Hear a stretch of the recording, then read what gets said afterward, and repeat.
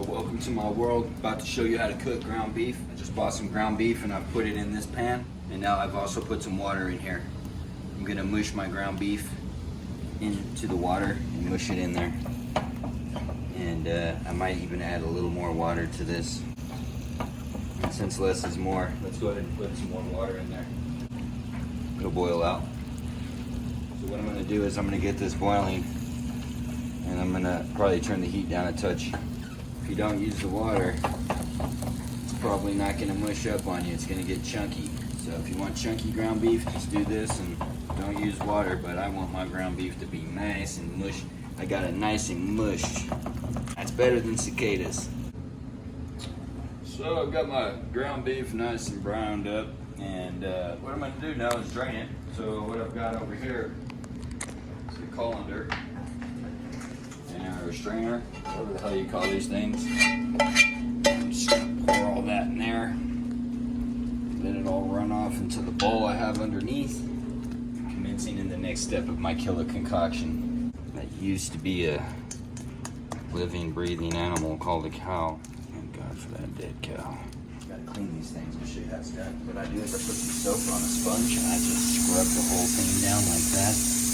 And I want to clean this, right? Just in case somebody took a shit and didn't wash their hands. And I know I'm gonna cook it, but I'm not really trying to cook any type of fecal matter or boogers.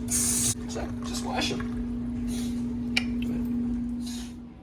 Yo, so we're making stuffed green bell peppers, and I have all the ingredients here to show you. We got our bell peppers. I just chopped off the top, gutted it, got some medium-sized yellow onion here diced up. I have myself a little bit of garlic right here, and this was my tops, and I didn't want to waste that, so I just decided to add this to my concoction. I got my cooked ground beef, my Monterey Jack cheese, and some tomato paste and diced tomatoes. And over here we have the rice.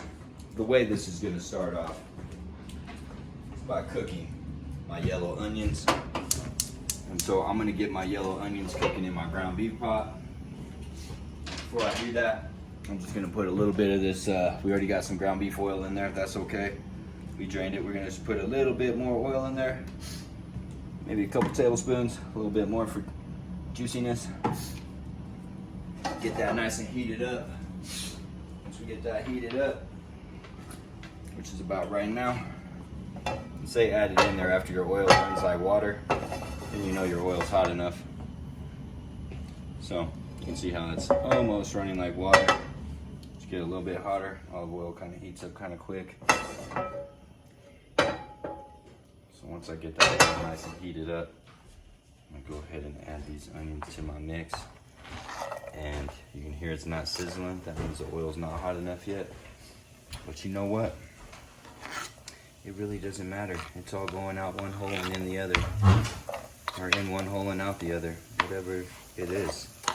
Let's just get it in there and start getting these things cooked up. And once those get cooked up, I'll be adding that garlic here. Actually, you know what? What do you think, babe? Just mix the garlic in too? I think so. Let's mix it up. I think I will go ahead and just cook all of this together. Look at that. Oh, I can already smell this wonder. It's just a wonderful concoction. So we're back to the onions and bell peppers that were started up.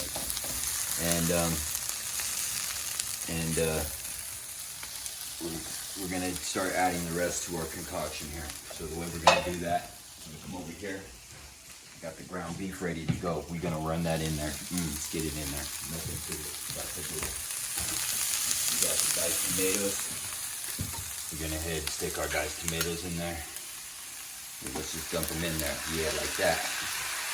Tomato paste. I'm just gonna put a couple heaping tablespoons in. Alright, so I got all that in there. Let's go ahead and give it a little stir in. But that's not all. That's right, you got to, ooh, that's hot, son of a bitch. Woo-hoo-hoo. I burned my hand off. I won't be able to do these videos for you guys anymore. Whew. Get that rice in there. Let's get rice in there. That's a half a cup of rice. And then I'm going to turn the heat down a tad bit. Cooking. Alright, so while we're cooking here, let's go ahead and add some seasoning. Let's go ahead and put some salt in there. Yeah, just salt the hell out of it. You could add more salt later. We're gonna go ahead and slam some of this Italian seasoning in here.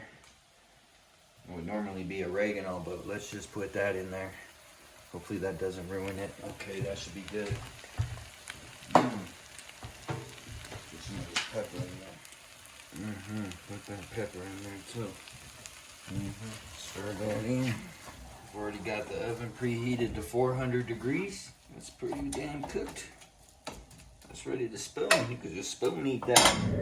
Now, come over here. You start stuffing these peppers.